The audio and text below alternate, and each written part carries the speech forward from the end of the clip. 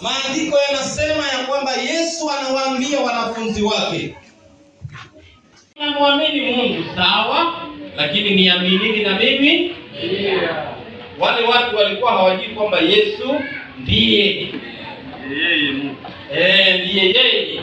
Mnamwamini Mungu kweli, lakini niaminini na mimi. Nyinyi mnamwamini Mungu, aminini na watumishi wake pia. Pigia Yesu makofi. Mtumishi anapokuambia jambo, amini na uliweke kazi ya Roho. Roho akufunulie yanayoendelea ndani ya hilo neno. Na ukiwa hivyo, mengi yatakuwa rahisi kwako. Ujumbe wangu wa leo ni kusingiziwa. Leo nitaongea kuhusu kusingiziwa. Wengi wamesingiziwa, wengi wamevunjwa mioyo, wengi wamekasirishwa, wengi wamefedheheshwa, wengi wameondolewa katika makusanyiko kwa sababu ya kusingiziwa.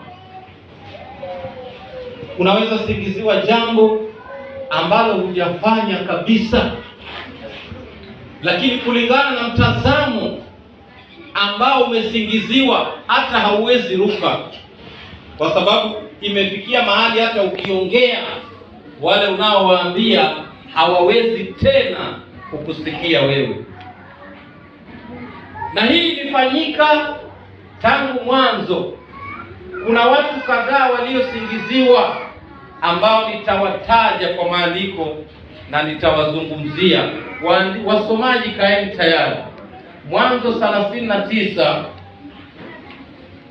anzia mstari wa 9, lakini sana nataka 13 kuendelea. Kusingiziwa. Wengi wamesingiziwa mambo ambayo hawakufanya. Wengi wameumizwa roho kwa mambo ambayo hawakufanya, lakini wanatajwa, na wanapotajwa hawana mtetezi, kwa sababu katika ile hali waliosingiziwa hawezi kujiondoa. Ni kati yake na Yesu peke yake. Maneno yaliyosemwa juu yake hawezi ruka, maana yamezungumzwa na yana mifano na iko wazi kabisa. Ndio leo nataka kukwambia, unaposingiziwa wacha kujitetea, nyamaza kimya na umwambie Yesu, unajua wazi kwamba hili jambo mimi silijui, nitetee wewe. Watumishi wengi wamesingiziwa mambo mazito mazito, wamesingiziwa mambo ya kila aina, yaani mpaka ukiambiwa kwamba huyu ametenda, hata wewe mwenyewe unasema hii nitakuteteaje? Kwa sababu kama huna macho ya rohoni utaona ni kweli ametenda. Lakini hebu leo acha tuangalie watumishi kadha wa kadha wa maandiko waliosingiziwa katika huduma kama hizi tunafanya. Kama leo saa hii, leo tuko kwa huduma, kuna watumishi wengi tu sana. Mtu anasingiziwa jambo na walio karibu naye wanaamini, Na hata kama ingekuwa ni wewe bila Yesu, unaamini. Kwa sababu bila macho ya rohoni, kila siku utafura na kukasirikia watu kwa sababu ya mambo ya kuambiwa kwamba fulani amefanya. Fulani huyo anasingiziwa, lakini fulani huyo kama ana hekima, ni amsikize Yesu tu, asisikize maneno ya watu. Unaposingiziwa usijitetee. Wacha kujitetea. Mwambie Yesu, unanijua vizuri sana. Shughulika na hili jambo. Itachukua muda mrefu, lakini mwisho watatambua ukweli. Mwanzo 39 anza 9. Mwanzo 39. Mwanzo 39 kuanzia mstari wa 9. Ndio. Nasema, hakuna mkuu katika nyumba hii. Hakuna mkuu katika nyumba hii kuliko mimi. Kuliko mimi. Huyo ni Yusufu ndani ya nyumba ya Potifa. Wala hakunizuilia kitu chochote. Wala hakunizuilia kitu chochote. Ila wewe. Ila wewe. Kwa kuwa wewe. Kwa kuwa wewe. Umkewe. Umkewe. Nifanyeje ubaya? Nimfanyeje ubaya? Huu mkubwa nimkose Mungu? Nimkose Mungu? 10. Ndio. Akawa akizidi kusema na Yusufu. Akawa akizidi kusema na Yusufu, siku baada ya siku. Yaani siku baada ya siku mke wa Potifa anamtongoza Yusufu, Lakini hakumsikia alale naye. Lakini hakumsikia alale naye. Wala aongee naye. Ikawa siku moja akaingia nyumbani atende kazi yake. Wala hapakuwa na mtu katika watu wa nyumbani humo ndani. Huyo mwanamke akamshika nguo zake akisema, lala nami. Yusufu akaiacha nguo yake mkononi mwake, akakimbia akatoka nje. Pigia Yesu makofi. Mke wa Potifa anamshurutisha Yusufu ili alale naye.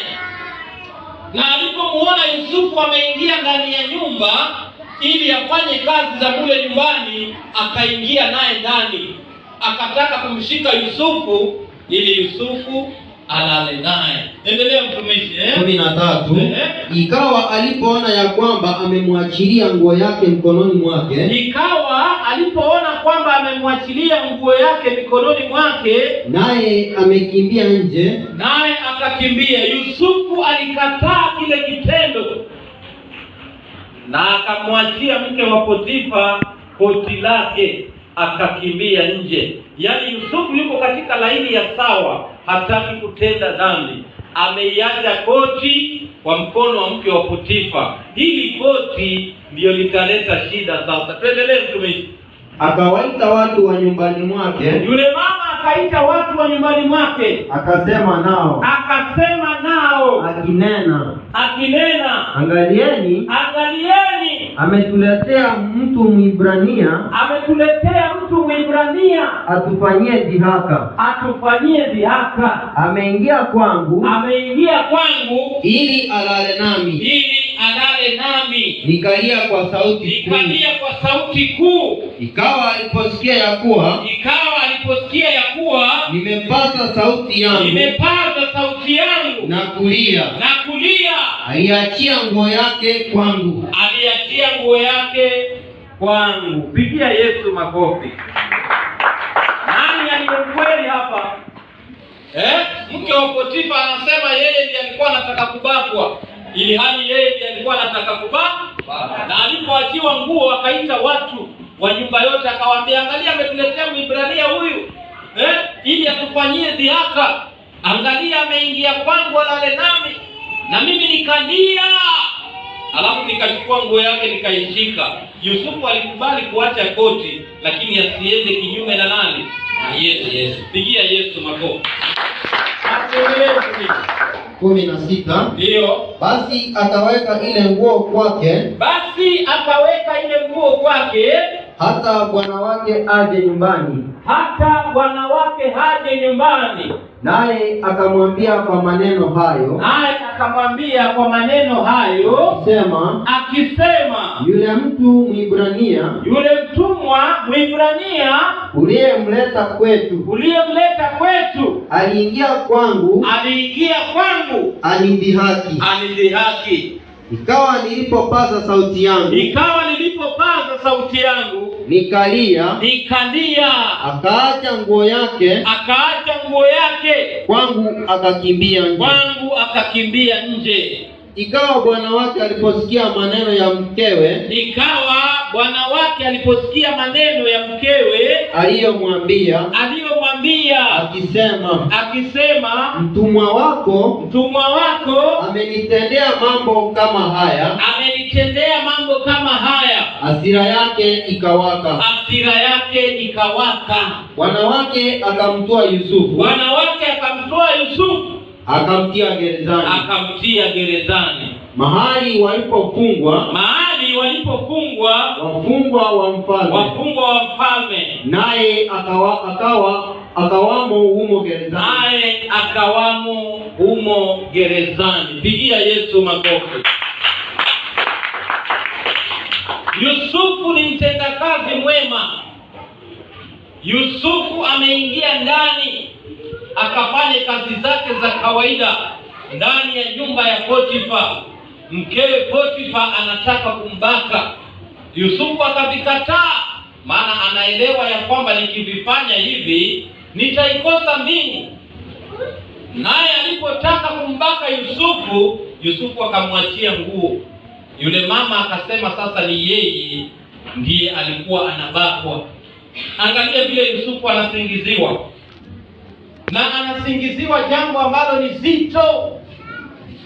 Bwana wake ambaye ni Potifa aliporudi, mama akamweleza mumewe, huyu Mwibrania uliyemleta hapa huyu, angalia vile anataka kunifanyia dhihaki, ameingia kwangu ili aniingie mimi.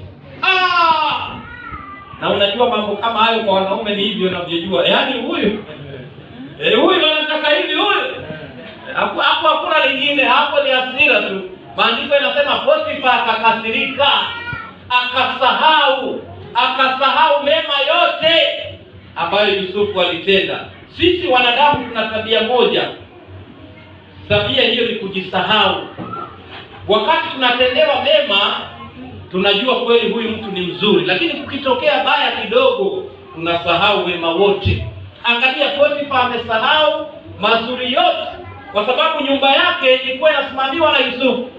Anaambiwa na mkewe, huyu alikuwa anataka kulala nami. Potifa akaruka tayari. Huyu akamtia wapi? Yusufu gerezani. Nakwambia leo mpendwa uliye mahali hapa, uwe na hekima ya juu sana. Nimekuwa jela siku 30 na baadhi ya watu hapa. Tumesikia jinsi watu wanavyolia. Mtu anakuambia sikufanya, nimeletwa hapa hata sijui nimeletwa kwa nini. Na leo unaambiwa Yusufu ameingizwa gerezani, kitu ambacho hajafanya, amesingiziwa. Simonateo watu wanalia, sijui amerepu, amenajisi msichana fulani, amebaka mtoto fulani. Watu wanasema sisi hata hayo mambo hatuyajui. Lakini angalia mahali Yusufu alipokuwa. Hata kama ni wewe bila macho ya roho, hutamwamini Yusufu. Koti limepatwa liko pale, koti limebaki. Wewe utamwamini Yusufu kweli? Koti limebaki hapo, nikifanya nini? Yaani kuna wakati katika maisha yako utasingiziwa jambo ambalo huwezi kuliepuka kama mwanadamu. Inahitaji usaidizi wa Yesu. Pigia Yesu makofi. Yule mama yoyote atakayemsikiza mke wa Potifa anasema wewe mama ni mkweli. Yaani alikuwa anataka kukurepu, alikuwa anataka kukubaka. Mpaka nikalia sana. Lakini kule kulia akitoka mbio nikanyakua koti. Kila mtu hapo uruki hapo. Pigia Yesu makofi. Koti lake, na hilo koti sio koti tu, anajulikana nalo hapo mtaani. Sio koti tu unasema ni mpya. Ni koti ambayo kila mtu anajua Yusufu anavaa hili Utaepuka vipi wewe? Pigia Yesu makofi. Watumishi tuwe na macho ya rohoni. Kuna mambo utaambiwa si kweli, lakini yanaletwa katika mtazamo wa kweli. Kuwe na macho ya roho. Yusufu hata kama angeenda wapi ajitetee, haviwezekani. Nguo ameacha na mama analia. Potifa alipoona sema gerezani. Ndani Yusufu akaingizwa gerezani. Pale shimo la tewa kuna wengi sana wamesingiziwa. Na leo hii nakwambia, katika maisha yako kuna mambo umewahi kusingiziwa, aidha ni kwa familia au ni kwa marafiki au ni kwa ndugu, kwa wazazi, mambo ambayo huwezi kuepuka. Ndiposa tunamhitaji Yesu na Roho Mtakatifu atuongoze. Pigia Yesu makofi. Unasingiziwa, Jackson Karisa ameiba bwana. Aliiba jana. Aliiba pesa nyingi sana. Na kweli jana hiyo tumemwona na manoti hapo. Na mtu anakuja, yule ameiba. Nilimuona akiiba, ataruka vipi? Wapendwa, tumpende huyu Yesu na tuwe na macho ya wapi? Ya rohoni. Mama, unasingiziwa umechukua bwana wa mtu.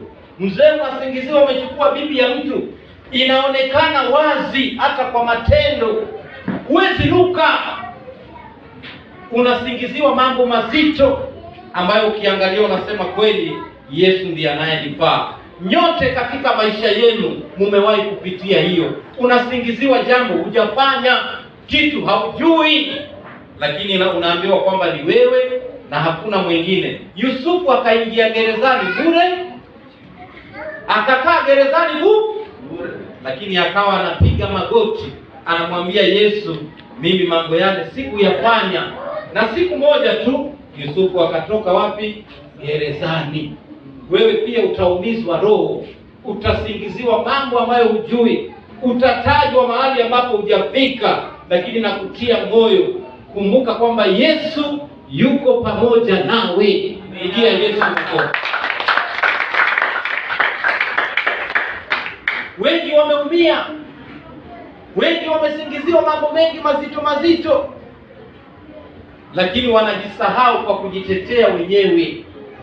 Nimewaambia, unapopatikana na jambo kama hili, mwekee Yesu nafasi yake ili Yesu atende kazi.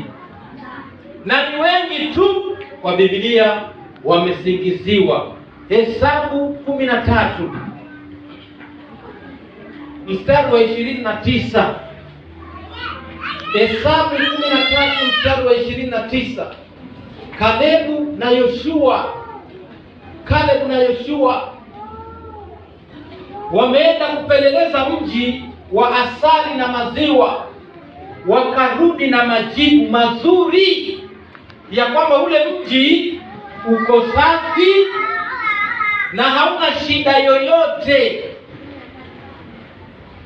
Lakini wenzao walioenda nao, angalia vile ambavyo kusingiziwa kuna kuaga mambo ambayo hayaeleweki. Yaani mambo ya karibu na wewe kabisa. Yaani tumetumwa watu 5, 2 wanasema ukweli, 3 wanasema uongo. Utaamini nani?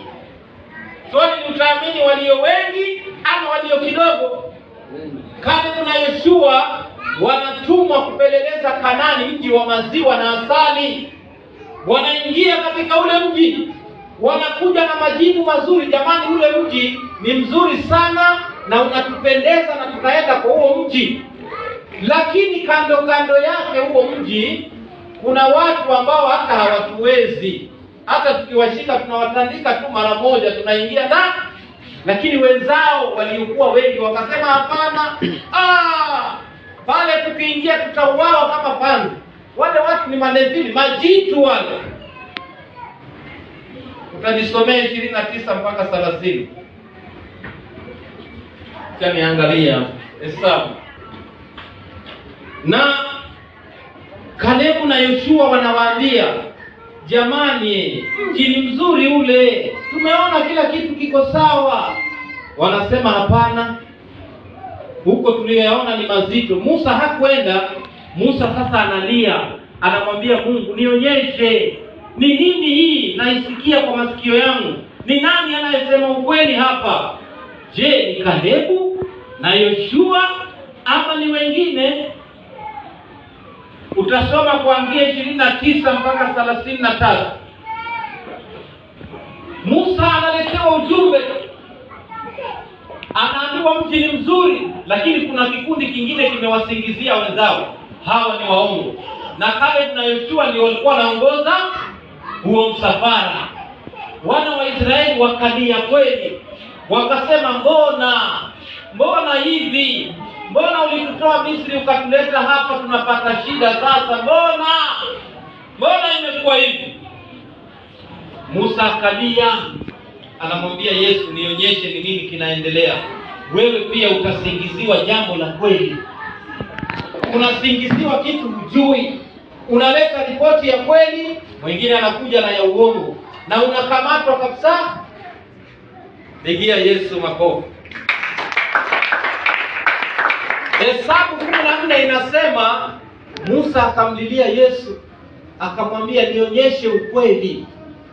Kalebu na Yoshua wakalia mpaka wakararua nguo zao, maana wana wa Israeli walikuwa wanataka kuwapiga mawe. Hesabu 14:10. Wamebebewa mawe, mnakuja kutuletea shida hapa bure, tutawapiga kwa mawe, mnatudanganya nyinyi tukauawe. Ndipo Bwana akanena na Musa akamwambia, hawa jamaa ripoti yao ni ya kweli. Pigia Yesu makofi. Mambo mengine ni mazito, tutasingiziwa. Ikiwa uko katika huduma kama hivi, wacha kuvunjika moyo haraka. Wacha mara saa zote roho yako inakasirika, mimi sifanyi hii, mimi sitaki hii, mimi naenda hivi. Kuna mambo mengine tu ni ya kusingiziwa. Hata yakifika kwetu kama watumishi tunayaangalia tunasema hapana, hii wacha tuipe muda kidogo. Lakini kama una macho ya rohoni, kila siku ukiletewa habari utakasirikia watu. Fulani alifanya hivi, wajuaje wewe? Una uhakika gani kwamba alifanya hivyo? Kwa sababu una macho ya roho, na saa zote utaishia kulaumu ndugu zako ambao wanakupenda.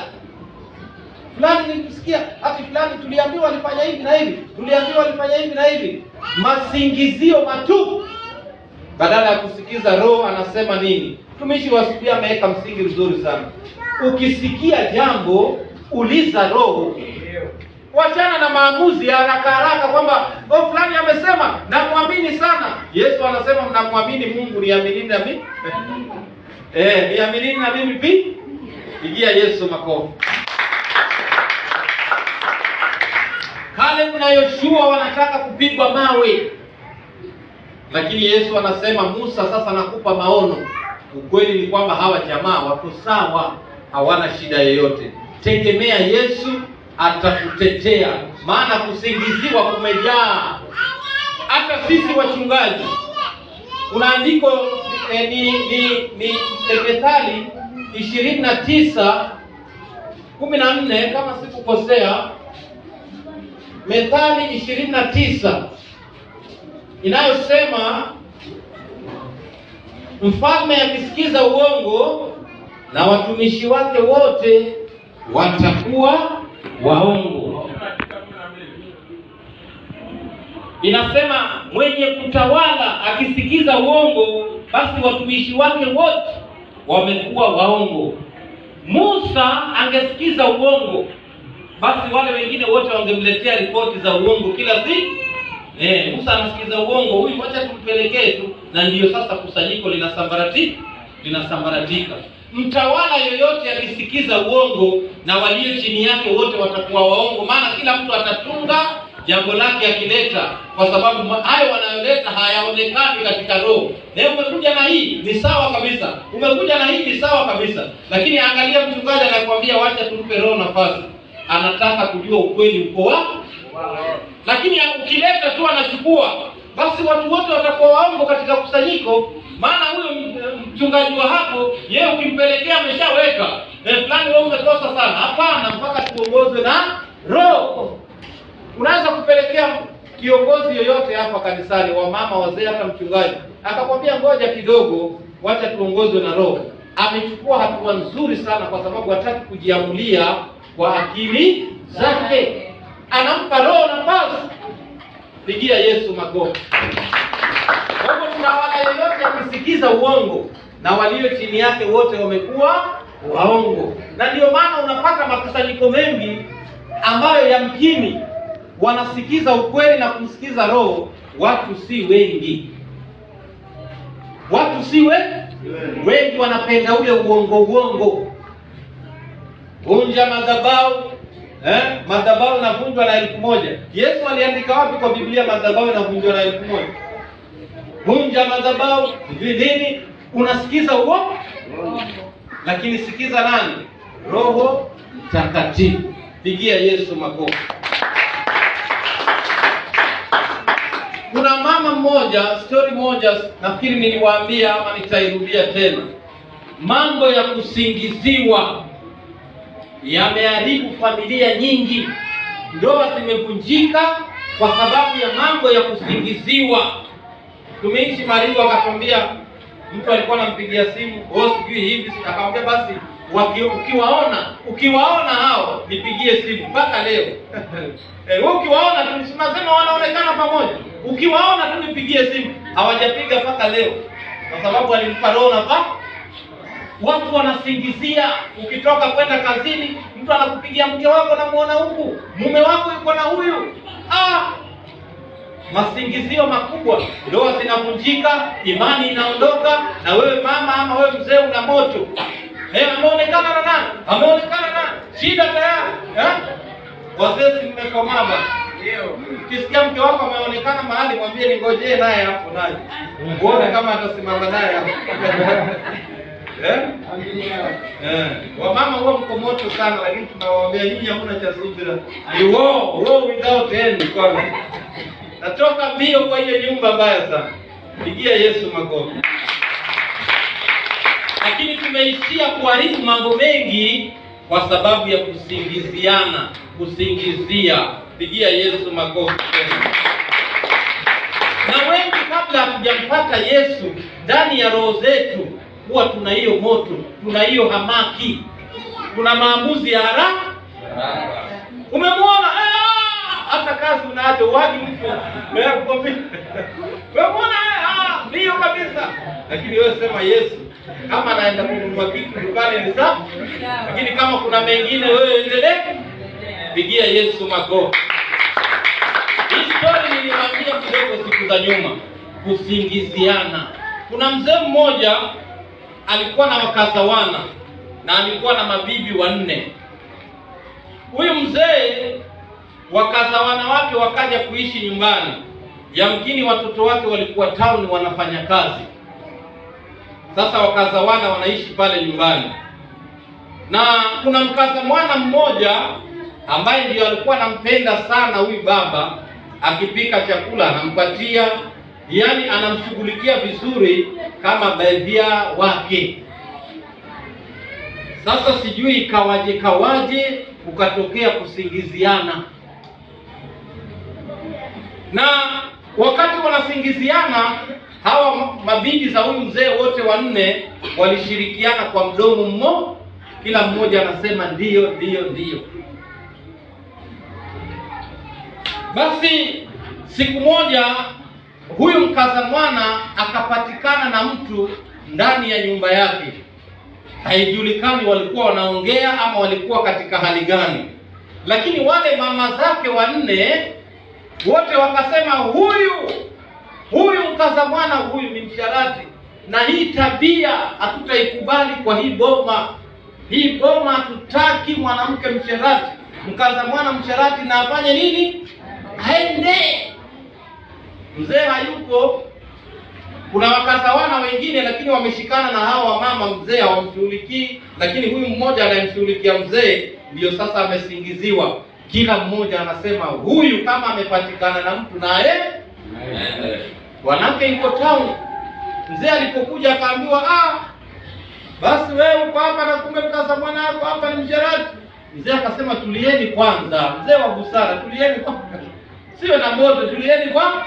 Ni msherati kweli. Wamama wanasema huyu hata asilale kwa hii boma. Huyu leo na aende huyo.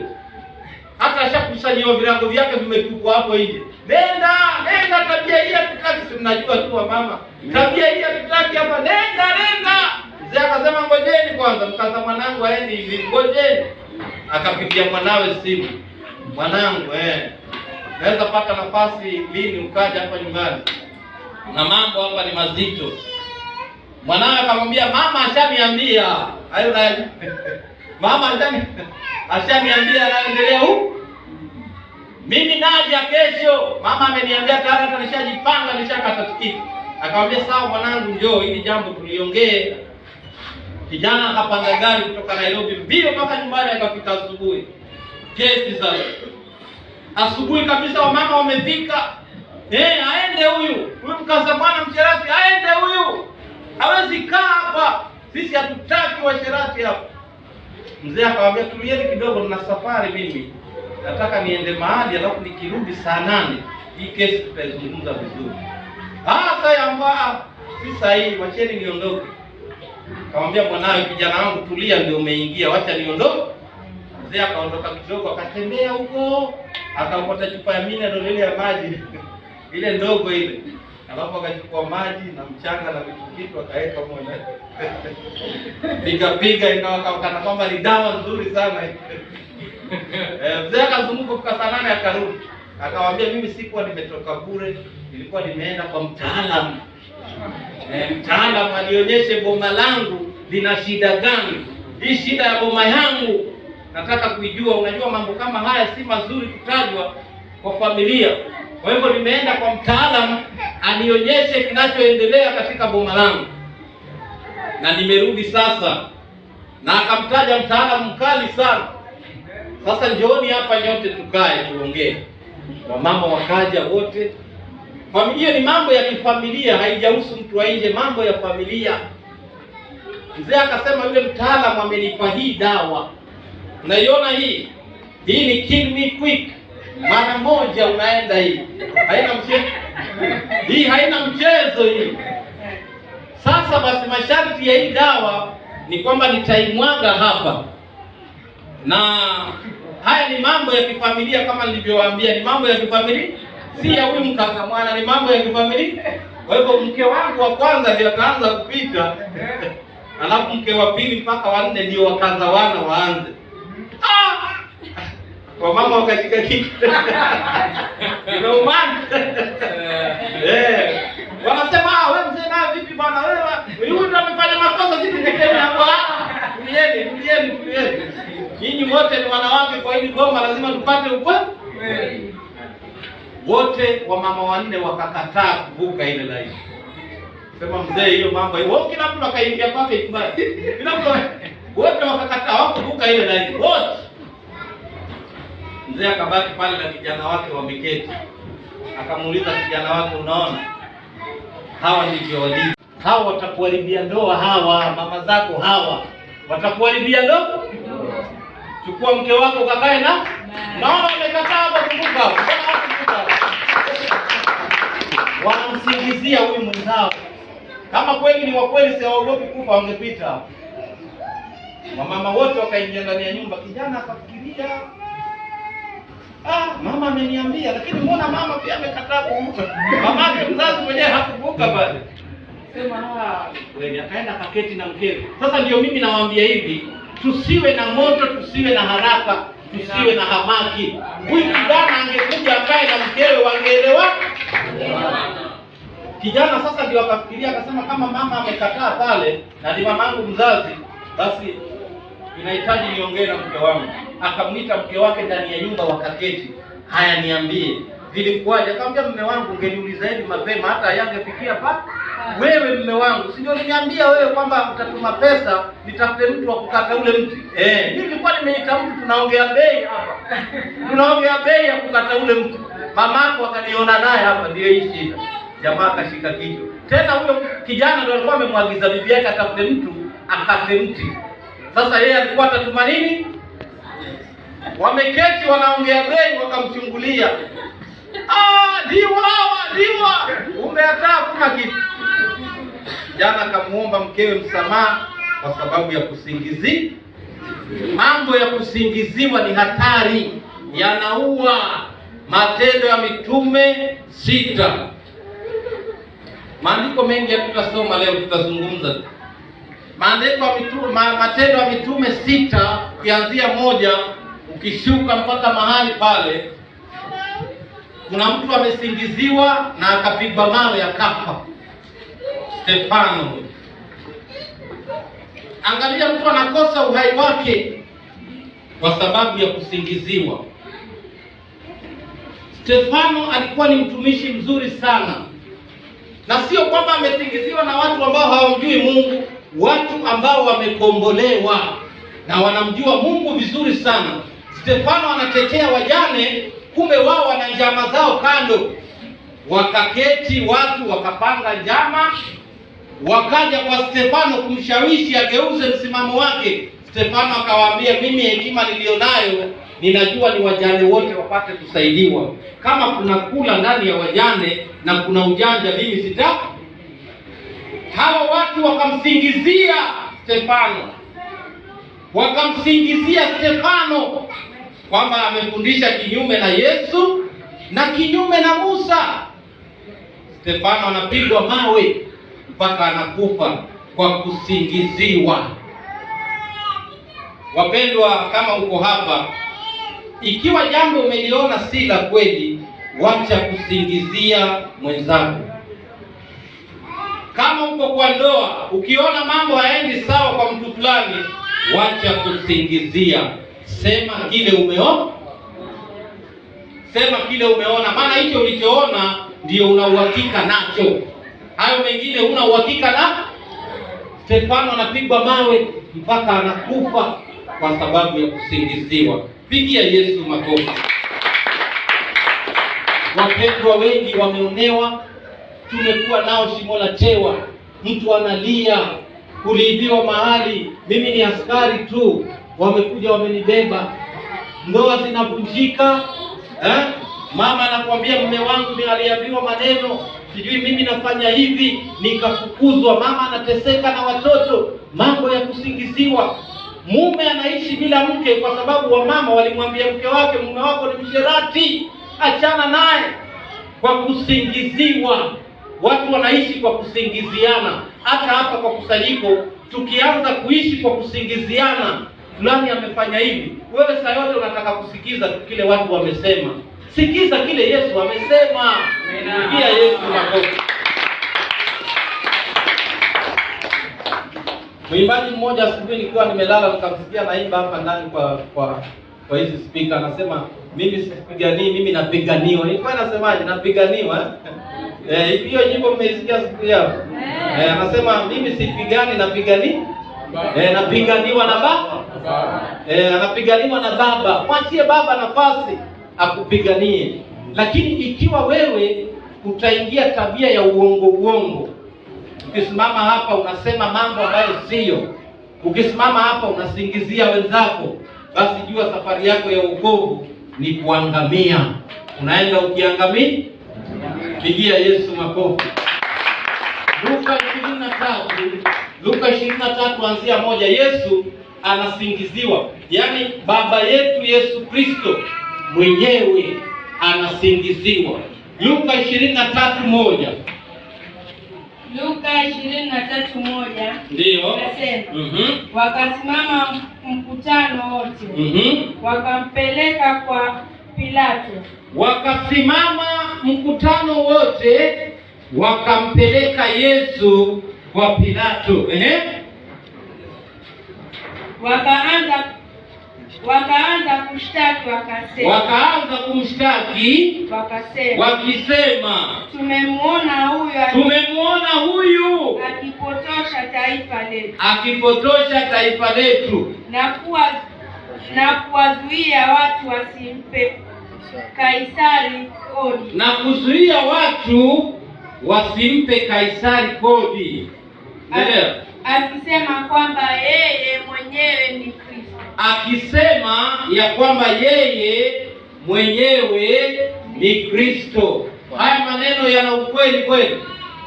Hawa watu walipomwendea Yesu wakamuuliza kwamba mwalimu wenu hatoi kodi, alitoa kodi. Si sawa?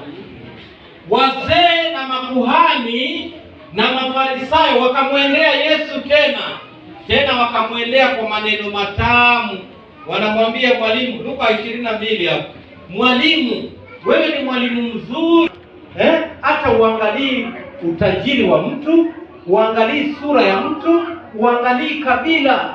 Wewe unafundisha mambo mazuri sana mwalimu. Yaani angalia maneno ya shetani.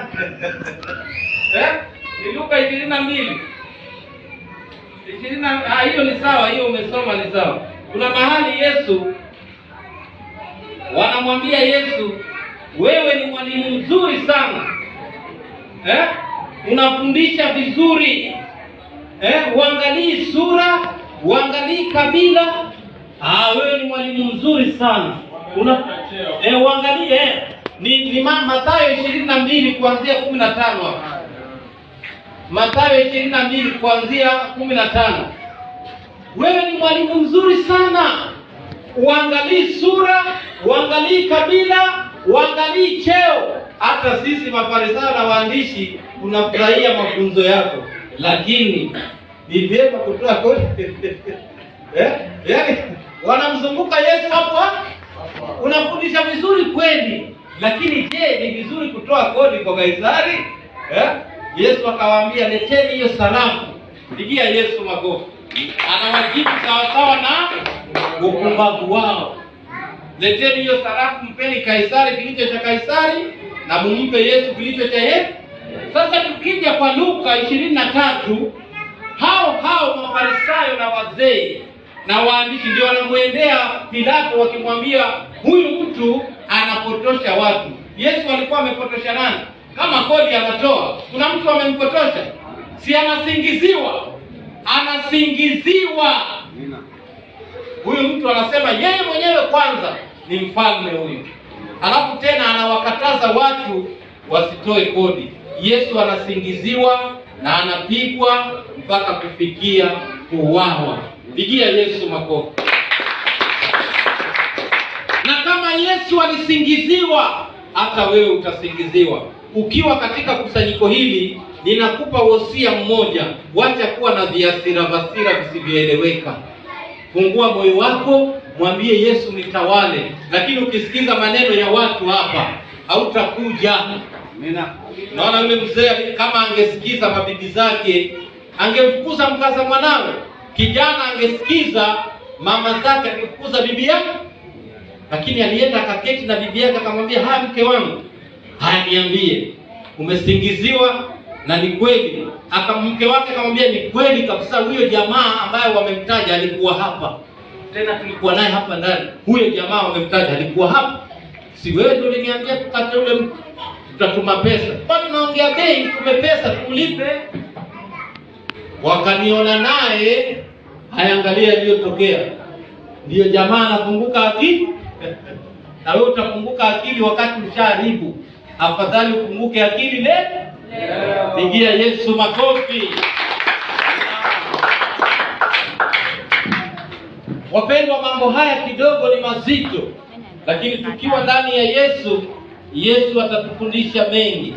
Wacha tuangalie andiko lingine tena hapa.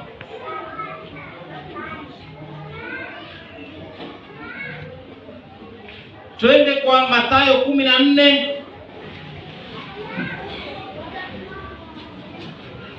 Haitasomwa, andika Mathayo 14. Ukisonga tu utasoma mpaka 12. Yohana Mtakatifu anasingiziwa na Herodia, mke wa Herode na binti yake. Anasingiziwa kwa sababu Herode hakujua zawadi atakayotaka binti yake. Lakini mama anaenda anamwambia msichana wake, babako akikwambia wataka zawadi gani, mwambie wataka kichwa cha Yohana. Yohana ndio anaenda hivi. anaenda kwa kusingiziwa hivyo. Na Herode mwenyewe aliposikia kwamba kifo cha Yohana kinatakikana, alisikia uchungu hata yeye. Alisema lakini kwa vile nilikuwa nimesema na iwe hii. Kuna mambo mengine utasingiziwa na itatimia. Hivi Stefano alipokuwa anapigwa mawe, Yesu alikuwa haoni? Si alikuwa anaona? Na alikuwa anajua wazi kwamba Stefano ni kweli hajafanya, lakini anapigwa mawe mpaka anakufa na Yesu anaona. Kuna mambo utasingiziwa na itatimia na utaumia, kwa sababu ufalme wako uko wapi? Kama Yesu alivyosema, kweli mimi ni mfalme, lakini ufalme wangu ni wa. Kuna mambo utasingiziwa na hata jela utaenda, hata kupigwa utapigwa, na Yesu atakuangalia, kwa sababu anajua kwamba hiyo yote ni bure. Ufalme wako uko wapi? Njoo mbinguni. Pigia Yesu makofi. Nimekuja na funzo hili ili tuwe waaminifu, na tunapoipokea ile kweli tuiseme hiyo kweli kweli kweli, maana hiyo kweli ndio itatuweka huru. Wacha kuchochea maneno kwa wenzako, wacha kuchochea watu na kuwasingizia. Hapana, takatifu, na Yesu atakubariki.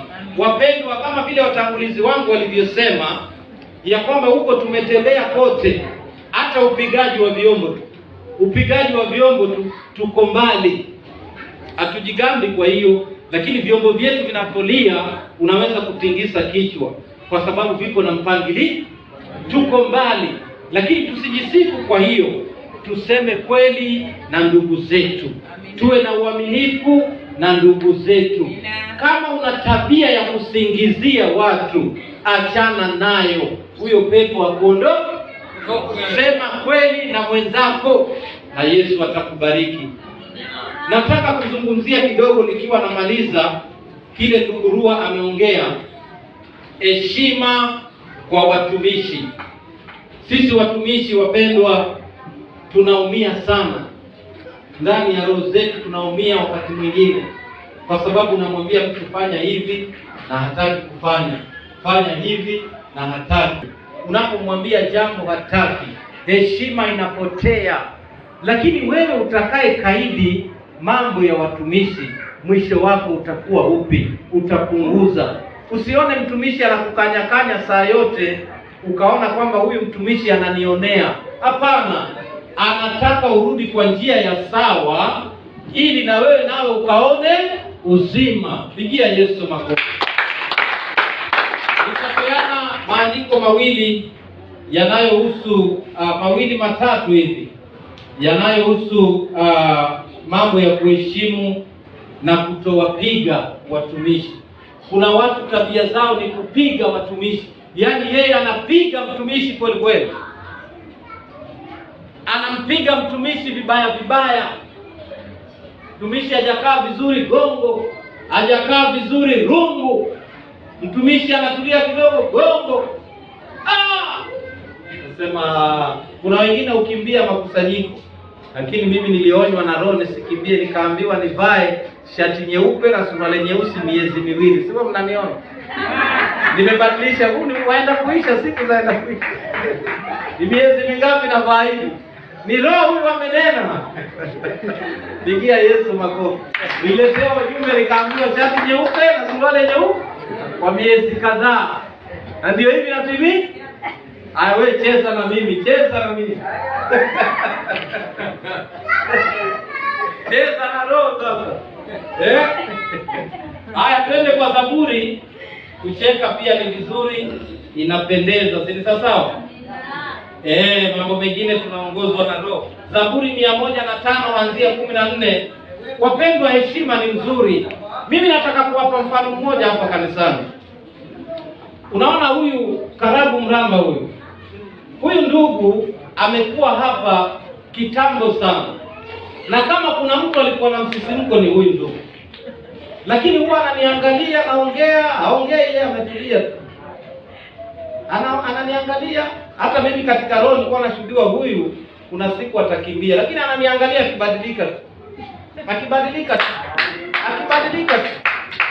kwa sababu alikuwa na misimamo yake mwenyewe kwamba mimi Karabu nitafuata hivi na hivi, lakini ninapomfundisha na yeye akiingia magotini, huyu sasa Karabu ni baadhi ya watu ambao naweza safiri nao ama nikaenda nao mahali na nikamwambia mwenyeji wa pale, mimi nitapumzika, wacha huyu bwana afanye hiyo na sio bure. Amevumilia mengi, nimemsomea, nimemkosoa na anavumilia tu. Hata misimamo yake mengine anawacha. Juzi tukiwa Lungalunga akacheka, akanipa mkono, akaniambia Ngoro, anaona mtumishi Makenzi ana barakoa, asema mtumishi nikusaidia wewe. Yaani watu hawaelewi kile. Yaani narudia tena, mnamwamini Yesu, niaminini na mimi Ngoro pia. Ngoro niamini, kuna kitu Yesu ameweka wapi? Sasa hatuinamii mnyama. Mtumishi akaenda kaangalia maandiko vizuri, nyinyi ndio hamuelewi. Hatushindani kwa nyama na damu, tunashindana katika roho. Pigia Yesu makofi. Na huyu Mungu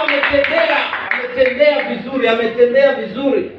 Mwanzo sipeani mfano ambao simjui. Ninamjua Karabu, msimamo wake na mahali tumetoka na vile alikuwa. Kuna vitu vilikuwa haelewi. Hata yeye mengine hajaniambia, lakini najua. Lakini hakufanya pupa. Alinivumilia kama mtumishi. Akasema huyu mtumishi anaongea, lakini wacha nimsikize. Akafuatwa na wengi, alifuatwa na wengi, lakini akasema wacha nimsikize tu huyu, hata kama ni mjinga, wacha nimsikize. Mkitaka kuwa customers wa serikali na watumishi wa serikali, mkipeana pesa, usivae barakoa wewe. 500 uiweke tayari, ukishindana, yaani wewe ni customer wa government. Customer wa utapeana kila siku. Pigia Yesu makofi. Kwa hivyo kuna mambo inahitaji kuwa na hekima na kuongea na Yesu wewe mwenyewe. Na sasa ndugu Karabu, kama vile Wafilipi 2 inavyosema, Wafilipi 2:6 inasema Yesu hata alipojua ya kwamba yeye ndiye Bwana na Mwokozi na ndiye Mungu, alitii na kunyenyekea hata mauti. Kama Yesu hakudharau, wewe mbona unadharau? Tii rafiki yangu, tii. Utii sio ujinga. Pigia Yesu makofi. Zaburi 105 anzia 14. Watumishi hawaguswi.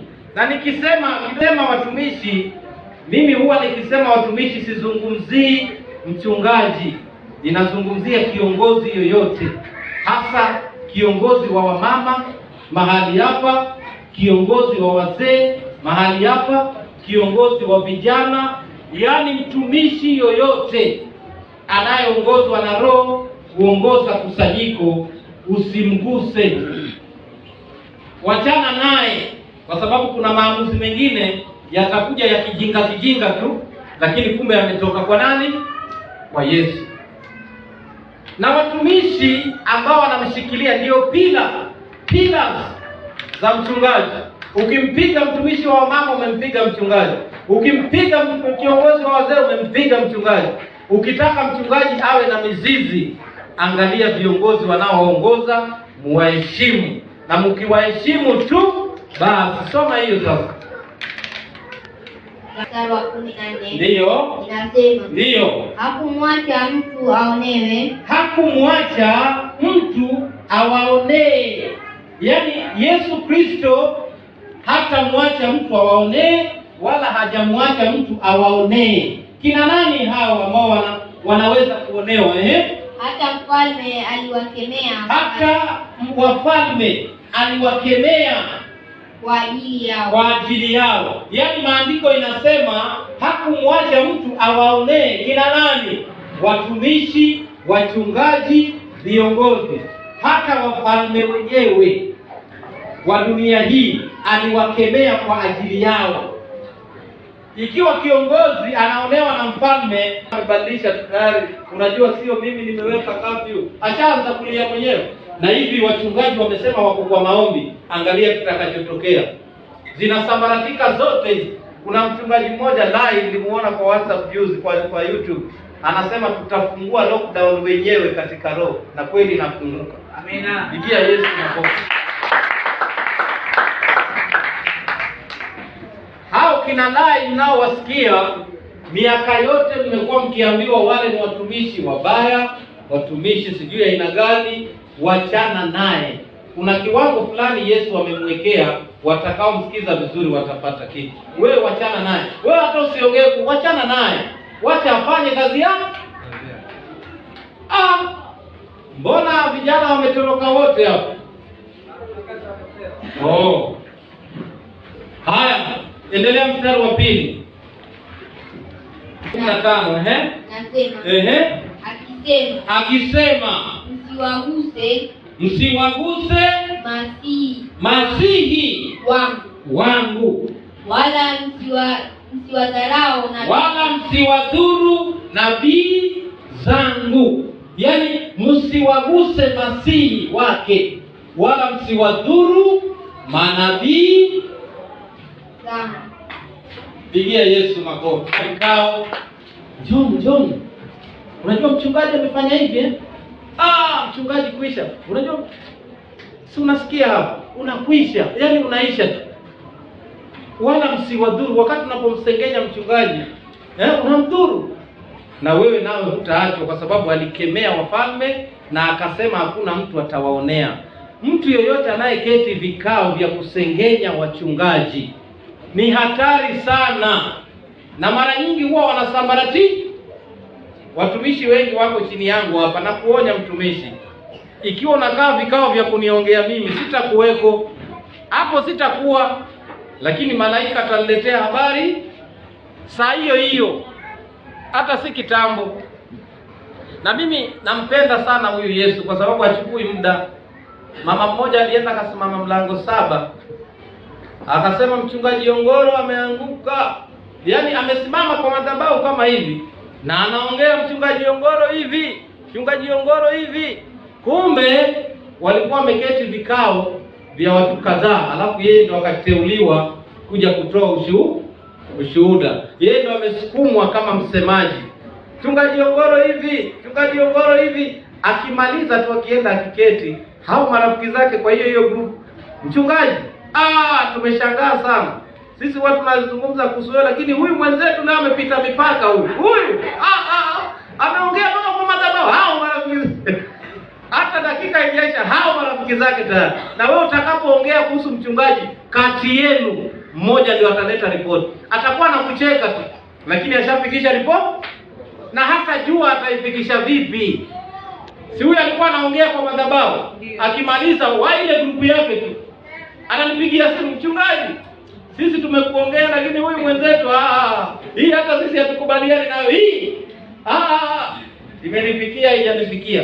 Sasa mimi nikikuangalia na kuangalia, nasema sawa, acha nikuombee mwanangu, lakini najua yote. Pigia Yesu makofi.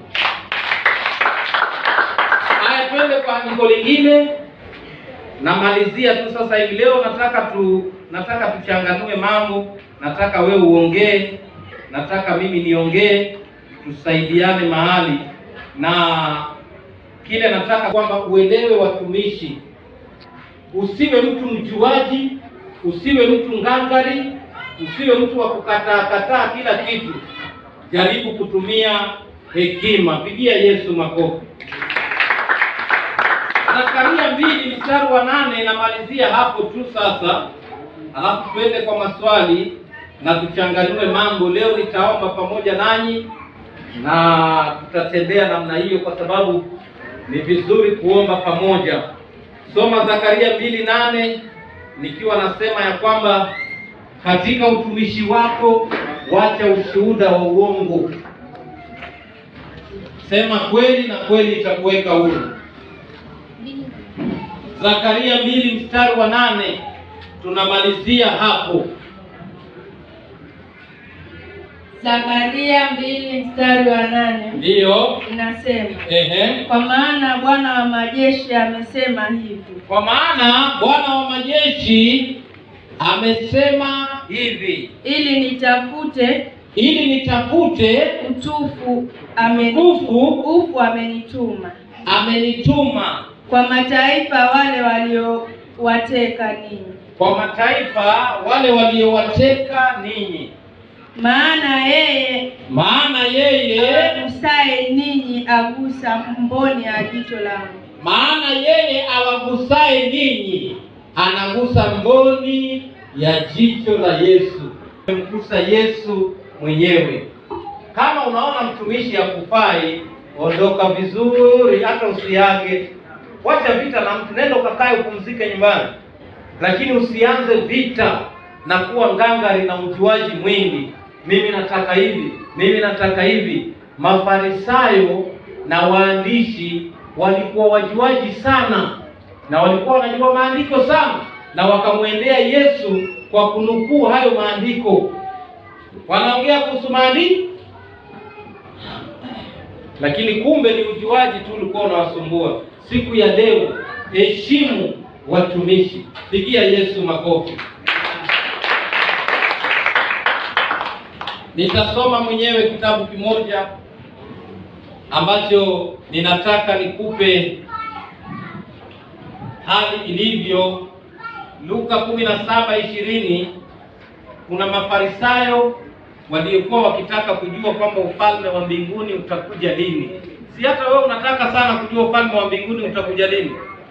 Wacha tujue hapa leo. Na alipoulizwa na Mafarisayo ufalme wa Mungu utakuja lini, aliwajibu akawaambia, ufalme wa Mungu hauji kwa kuchunguza, wala hawatasema tazama upo huku au kule, kwa maana tazama ufalme wa Mungu umo ndani. Sasa kile unachotoa wewe ni nini? Ni uchochezi, ni kusingizia. Ufalme wa Mungu ukikaa ndani yako utatoka nini? Yesu anawaambia Mafarisayo walipomuuliza ufalme wa Mungu utakuja lini, akawaambia ufalme hauji kwa kuchunguza kwamba utakuja kutoka kule au huku, lakini ufalme wa mbinguni unakaa ndani yenu. Wewe hapo umekaa, ndani yako ndio kuna huo ufalme. Jiulize swali, ndani yako hapo. Kumbuka hao ni Mafarisayo, hata hawajaokoka, ndio wanaambiwa wakaokoke sasa. Lakini wewe ushaokoka na umeshaupokea nini? Ufalme. Yesu akikaa ndani yako, ufalme uko wapi? Ndani yako. Tusiulizane kwamba ufalme wa mbinguni utakuwa vipi. Ufalme umo ndani yetu. Sasa kwa matunda yako, kwa matunda yako utajulikana ni nini kinatoka ndani yako. Wewe kama mtumishi, nini kinatoka ndani yako? Na ukishaanza kutoa matunda mazuri, basi umebarikiwa. Pigia Yesu makofi. Tutaendelea sana, nitaachia hapo nikisema jambo moja, ya kwamba Biblia hii ukiisoma na uielewe vibaya, sasa hivi utakuwa mganga ama uwe mchawi. Waganga nao wanatumia hii Biblia, ni uisome vizuri na uielewe. Wengi hawanasoma na hawaelewi na wanakuwa washindani, lakini walioisoma vizuri na kuielewa watajadiliana, sio kushindana. Si sawa? Kila mtu ana msimamo wake, lakini angalia msimamo wako uko namna gani. Karibuni kwa maswali tukiwa tunamalizia. Karibuni, nimefundisha mambo mengi. Nimesalimu mtumishi. Amina. Haya sawa. Cha Wafalme, habari ya Naboti. Sawa, Naboti. Jezebeli wakati na haya watu ndio mabaradhuli waende watoe ushuhuda wa uongo. Ndio. Ili Naboti auawe. Hapo unaona, ukiwa wewe ni mtu wa kusingizia, huo unaweza kuwa mtu katika mwili ama katika roho. Amina. Karibu ndugu Batimayo. Sio swali tu, hata kuongezea andiko na pia kutoa maoni yako ni vizuri. Sifu Yesu. Amina. Mimi niko na swali katika hali ya kusingiziwa. pengine umezingiziwa jambo na hatua imechukuliwa, imefikishwa mpaka pale kotini. Ndio. Sasa umewekwa pale siku ya mashtaka, unasomewa hayo mashtaka. Wakati unasomewa mashtaka, kuna maswali pale utaulizwa, ulifanya au hukufanya? Wewe mwenyewe unajua hukufanya. Sasa kutoka hapo utajibu nini? Amina. Nani atatusaidia? Karibu mtumishi. Nisome Mathayo 26:57. Ndio. Hapa ni habari za kuwa Yesu amepelekwa sasa kwa Kayafa kuhani. Wakamuuliza maswali ambapo sasa yuko hapo barazani, lakini unapata hapa alinyamaza na hata mmoja wao alimpiga kofi. Na pia kabisa katika Mathayo 10 anasema tengeneza njia Baba asipona njia, amefanya mlango imepita salama katikati ya watu wengi waliokumbukwa na Mungu. Na mimi leo nimekumbukwa na Baba, ametengeneza njia Baba pasipo njia, amefanya mlango kwangu nimepita salama katikati ya watu wengi waliotazamwa na Mungu. Na mimi nimetazamwa.